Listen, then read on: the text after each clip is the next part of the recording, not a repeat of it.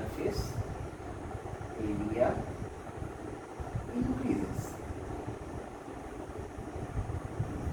আবার যদি এটা কাজ করি যে আরেকটা গ্লাসে যদি আমি এই সুগারটাকেই নিই কি হিসাবে পাউডার ফর্ম,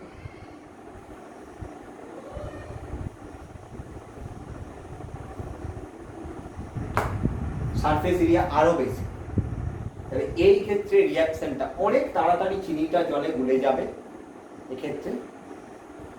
তারপরে রেট অফ রিঅ্যাকশন রেট এর ক্ষেত্রে বেশি হবে, এইটা থেকে কম, এর ক্ষেত্রে রেট অফ রিঅ্যাকশন সব থেকে স্লো দেখা যায়। এইটা গেল আমাদের সারফেস এরিয়া। আর একটা সিম্পল এক্সাম্পল আমরা দিতে পারি অর্গানিকের ভার্জ বিক্রিয়া। কিরকম?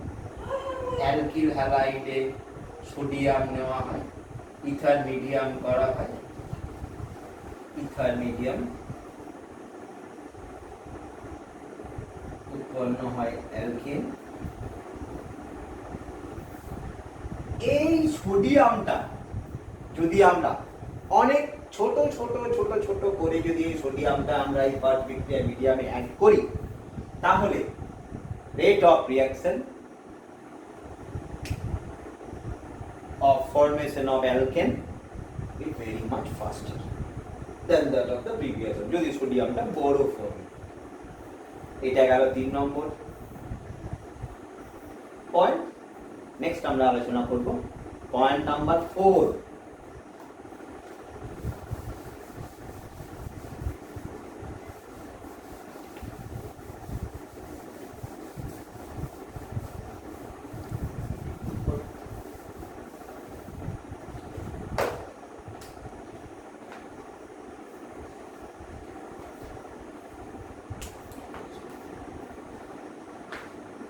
পয়েন্টে আমরা দেখি, পয়েন্ট নাম্বার 4 এ আমরা দেখি ক্যাটালিস্ট। আমরা অনেক আগেই একটা রিঅ্যাকশন দেখেছি কি না পটাশিয়াম ক্লোরেট একে নিয়ার অ্যাবাউট 610 ডিগ্রি সেন্টিগ্রেড উষ্ণতায় উত্তপ্ত করলে অক্সিজেন পাওয়া যায়। কিন্তু এই বিক্রিয়াটাকেই যদি আমরা MnO2 এই ক্যাটালিস্টের প্রেজেন্সে করি তাহলে প্রায় 240 ডিগ্রি সেন্টিগ্রেডেই অক্সিজেনটা আমরা পেয়ে যাই। এখানে কি হলো? Catalyst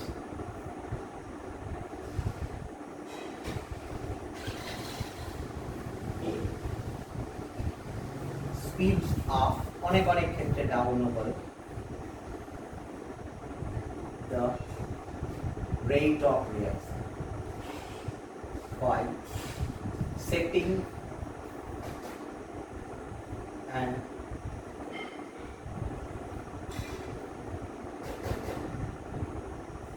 alternative path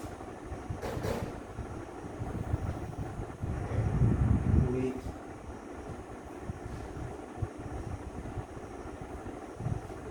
decreasing the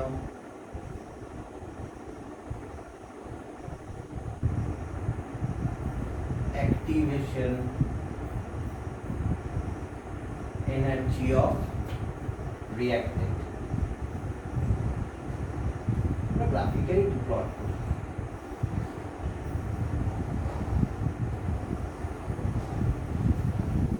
এটা রিঅ্যাকট্যান্ট, এটা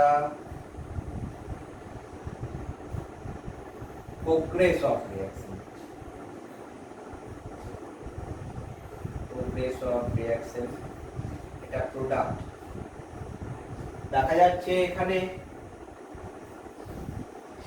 এনার্জি রিঅ্যাকট্যান্টের বেশি, প্রোডাক্টের কম, সুতরাং সিস্টেম থেকে এনার্জি রিলিজ হবে।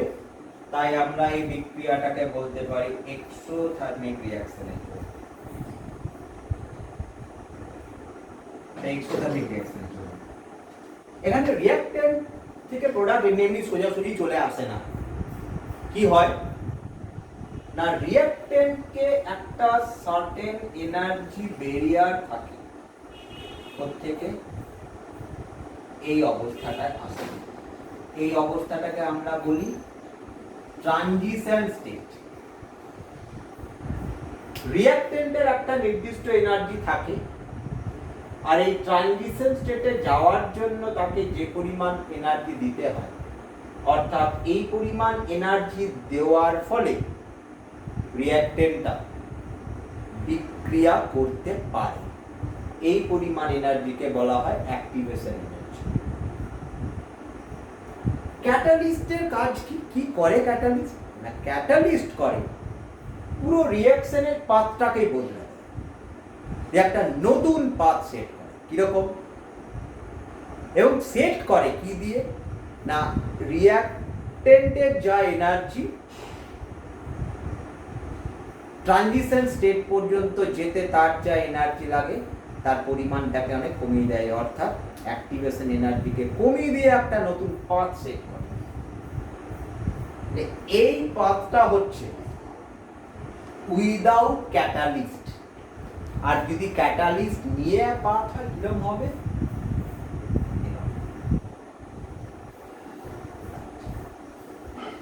কি দেখা গেল? এই যে অ্যাক্টিভেশন এনার্জি এটা অনেক কম। যেই কিনা অ্যাক্টিভেশন এনার্জিটা অনেক কম হয়ে গেল, রেট অফ রিঅ্যাকশন কি হয়ে গেল? Rate of reaction fast. এটাই যদি আমি একটা এন্ডোথার্মিক রিঅ্যাকশনের জন্য করি, কিছুই নয়, এটা রিঅ্যাক্টেন্ট আর হবে, আর এইটা এইখানে হবে, আর সেক্ষেত্রে দ্যাট ইজ অ্যাক্টিভেশন এনার্জি। এখানেও উইদাউট ক্যাটালিস্ট এই পাথ হচ্ছে এটা, এটা প্রোডাক্ট, আর যদি ক্যাটালিস্ট ইউজ করি তাহলে এটা এরকম হয়ে যাবে। সেক্ষেত্রেও কি দেখা যাচ্ছে? অ্যাক্টিভেশন এনার্জি সেম, এটাও এনার্জি আর এখানেও কম্প্রেশন। একটা এক্সাম্পলে দেখা যায় কি না এসো স্পর্শ পদ্ধতিতে যদি কি করা হয়,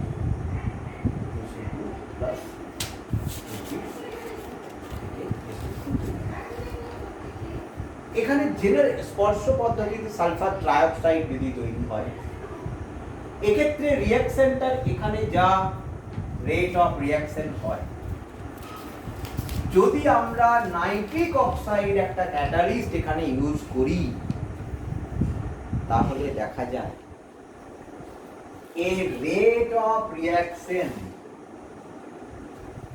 proportional to concentration of NO, অর্থাৎ যত বেশি বেশি করে আমরা NO এই রিঅ্যাকশনে দেব, তত ফার্স্ট SO2 থেকে কনভার্ট হয়ে SO3 হয়ে যায়। মানে রেট অফ রিঅ্যাকশনটাই বদলে যায়, এত ফাস্ট হয়ে যায়। ক্যাটালিস্টের প্রয়োগে এটা অনেক ফাস্ট হয়ে যায়। এটা গেল আমাদের ক্যাটালিস্ট। আর একটা জিনিস কি আছে না ইন্টেন্সিটি অফ লাইট। দেখা যায় ইন্টেন্সিটি অফ লাইট,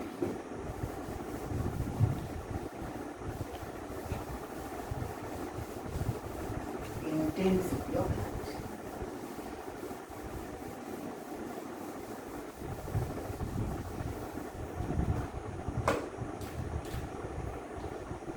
নম্বর পর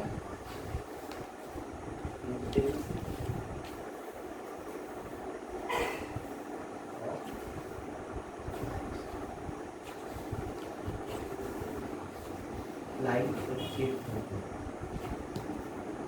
কিছু কিছু রিঅ্যাকশন আছে যারা photosensitize, they are called photochemical, they are called photochemical reaction. যেমন H2 প্লাস Cl2 হয়ে গেল টুয়াইস HCl। লাইটের ইন্টেন্সিটি বাড়ানো ব্যাপারটা কিরকম? আমরা যদি আগে 60 ওয়াটের একটা বাল্ব জ্বালাচ্ছিলাম, এখন আমরা জ্বালাচ্ছি 100 ওয়াটের একটা বাল্ব, সুতরাং লাইটের ইন্টেন্সিটিটা বাড়ানো। এখানে দেখা যায় কি rate of reaction directly proportional with the intensity of light intensity যত বেশি হবে রিঅ্যাকশন রেট তত ফাস্ট হবে লাইট ইন্টেন্সিটি যত বেশি হবে রেট অফ রিঅ্যাকশন তত বেশি ফাস্ট হবে ইন্টেন্সিটি অফ লাইট বেশি মানে ফোটন নাম্বার অফ ফোটনস অনেক বেশি নাম্বার অফ ফোটনস যত বেশি হবে এই রিঅ্যাকশন গুলো মেইনলি ফ্রি র্যাডিক্যাল মেকানিজমে হয় ফ্রি র্যাডিক্যাল মেকানিজমে লাইট ইন্টেন্সিটি বেশি মানে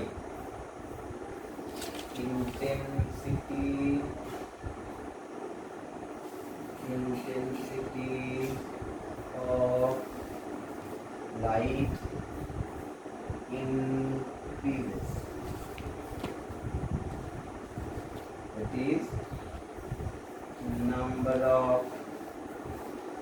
photon increases. So, homolysis of bond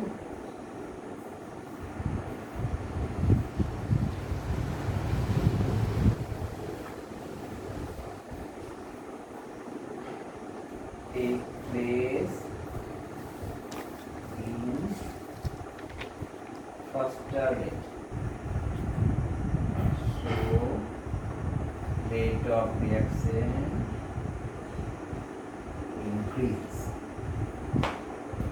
এই হলো 5 নাম্বার পয়েন্ট এবারে আমরা 6 নাম্বার পয়েন্ট নিয়ে আলোচনা করব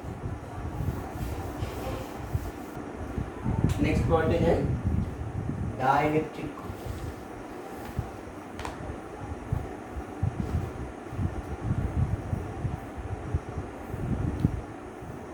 এমনিতেই দেখা যায় কিছু কিছু রিঅ্যাকশন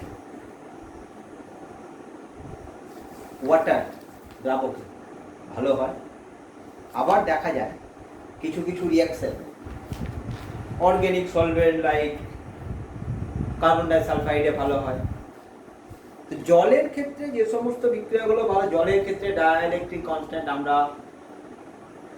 নরমাল যে টেম্পারেচার আমাদের নরমাল টেম্পারেচারে জলের ডাইইলেকট্রিক কনস্ট্যান্ট আমরা পাই কত 80 কার্বন ডাইসালফাইডের ডাইইলেকট্রিক কনস্ট্যান্ট আমরা দেখি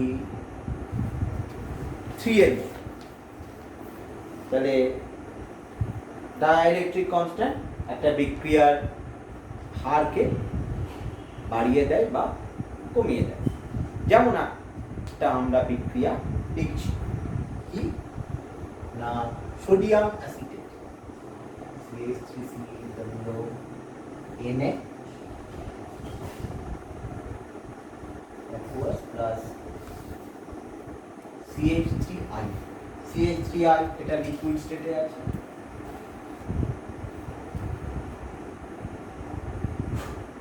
এখান থেকে আমরা কি পাবো CH3COO CH3 plus NaI এই বিক্রিয়াটাকে যখন মিথানল মিডিয়ামে করা হয় তখন এই বিক্রিয়ার rate of reaction slow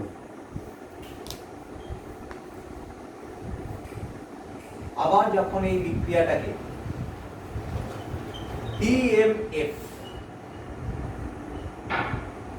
dimethyl ফর্মামাইড সলভেন্টে করা হয় তখন এর rate of reaction 10 to the power 8 times faster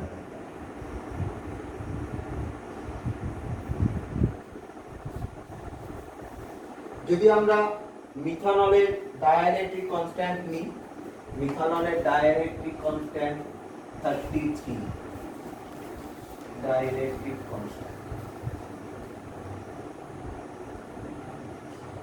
DNF এর dielectric constant 36 DMF dimethyl formamide dimethyl ফরমামাইড।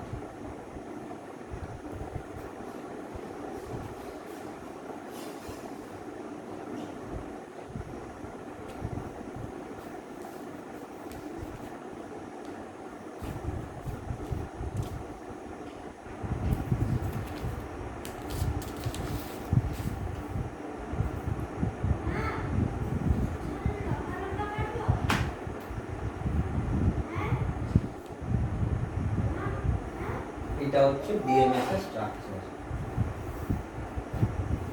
এটাকে অনেক সময় বলা হয় NN ডাইমিথাইল ফরমামাইড। এই গেল ডাইইলেকট্রিক কনস্ট্যান্ট। নেক্সট পয়েন্টে আমরা যাব। নেক্সট কত নম্বর পয়েন্ট? 6 হলো 7। pH of medium. pH of কিছু কিছু রিঅ্যাকশন আছে যারা অ্যাসিড মিডিয়ামে সংঘটিত হয়, আবার কিছু কিছু বিক্রিয়া আছে যারা বেসিক মিডিয়ামে ঘটে। স্বাভাবিকভাবেই যে সমস্ত বিক্রিয়াগুলো অ্যাসিড মিডিয়ামে ঘটে,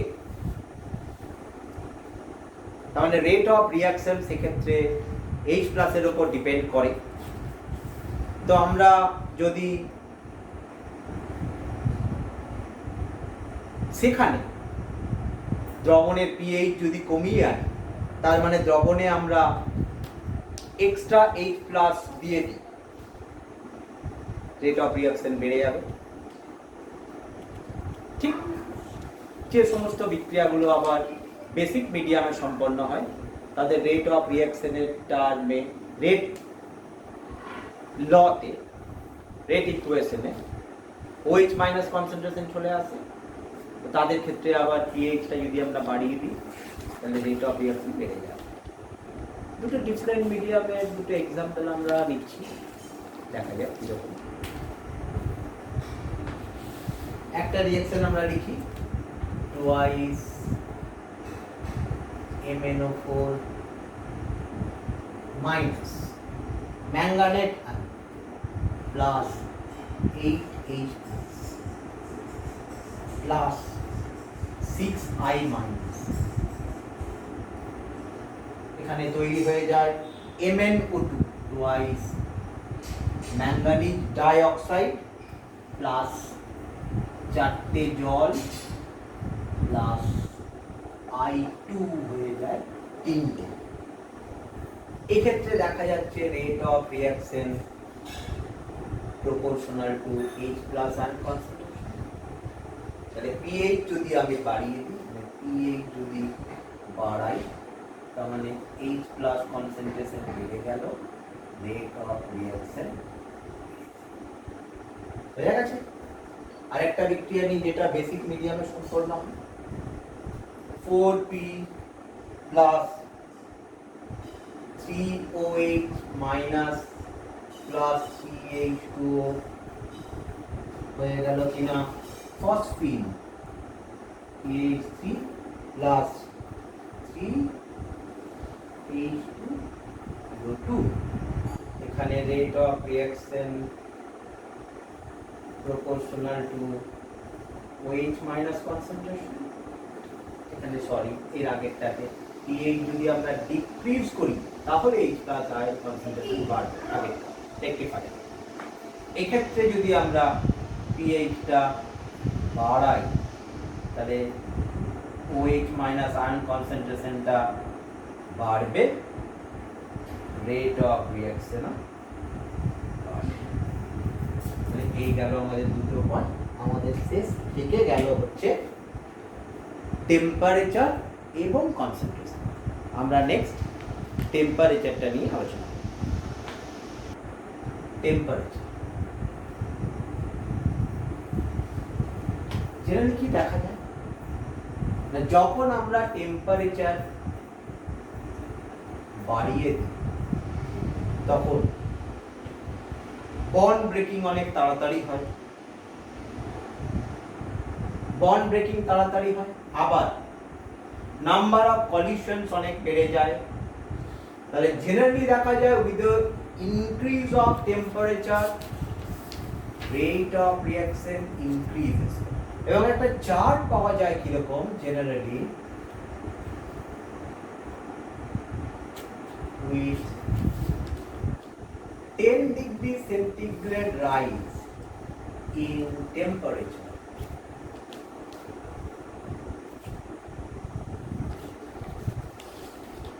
rate constant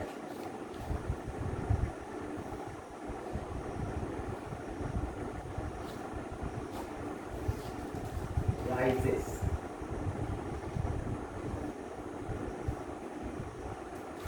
times or 3 times, এটাকে বলা হয় টেম্পারেচার কোএফিশিয়েন্ট।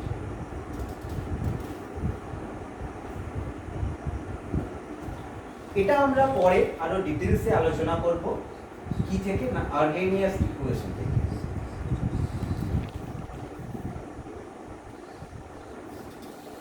আর্হেনিয়াস ইকুয়েশন দিয়ে এটা আমরা খুব ভালো করে আলোচনা করব। আর্হেনিয়াস ইকুয়েশন কি? A rate constant is equal to A into e to the power minus E activation energy by R। মানে K হচ্ছে rate constant, A হচ্ছে pre exponential constant, E activation energy, universal gas constant, temperature। এখান থেকে আমরা আলোচনা করব। এটা temperature coefficient বলা হয়, এটা আমরা পরে আলোচনা করব। নেক্সট পয়েন্ট হচ্ছে 9 আমরা আলোচনা করব।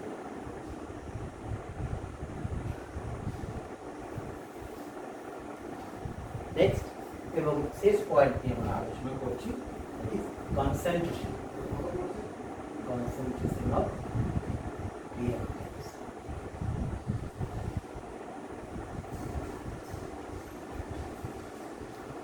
rate of reaction may generally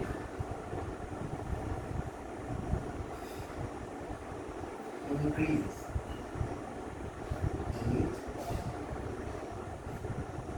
rise in concentration of reactants.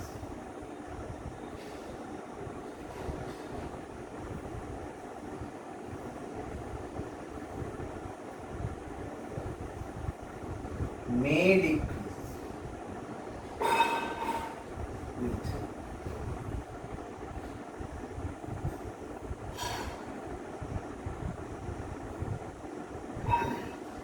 rate of reaction may decrease with rise in concentration of reactants.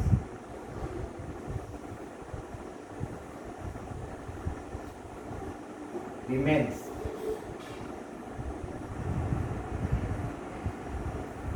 unaltered with change in concentration of reactant.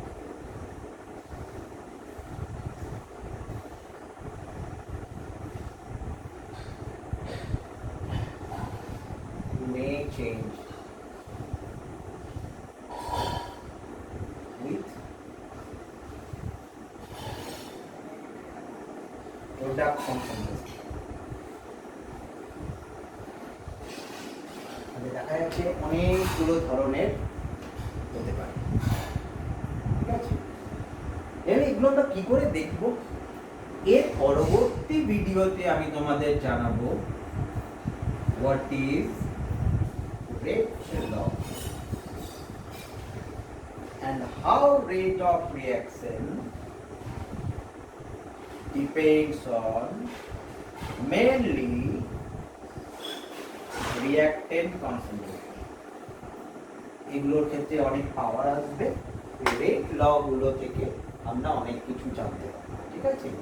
তাহলে কনসেন্ট্রেশন অফ রিঅ্যাক্ট্যান্টের জন্য generally জানা থাক যে রিঅ্যাক্ট্যান্টের concentration যত বাড়ানো যায়, অর্থাৎ number of moles of reactant concentration বাড়ানোর সাথে সাথে বাড়বে নাম্বার অফ পলিসের বেশি হয়, নাম্বার অফ পলিসের বেশি হলে রেট অফ রিয়াকশন অনেক ফাস্ট হয়। আর কনসেন্ট্রেশন যখনই রিয়াক্টেন্টের অনেক কমে যাবে তখন number of moles per unit volume রিয়াক্টেন্টের অনেক কমে যাবে, অনেক কমে যাওয়ার জন্য রেট অফ রিয়াকশন অনেক কম হবে। থ্যাংক ইউ স্টুডেন্টস, আজ এ পর্যন্তই। See you, by.